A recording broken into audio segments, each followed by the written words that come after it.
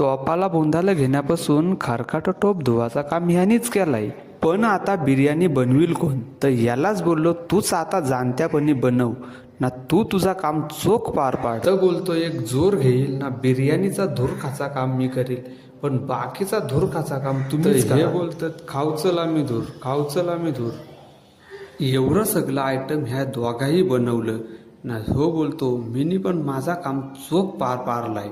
तशी सगळी पोरा ताव मारायला बसली. बिर्याणी वाढल्यावर त्यांना बागडा वारला, पापड वारलं ना. याला बोललो तू पण तुझा मोबाईल ठेव ना, चल जेवायला बस. तर तो बोलतो तुमचा चालू द्या, मीनी माझा काम चोख पार पारलाय.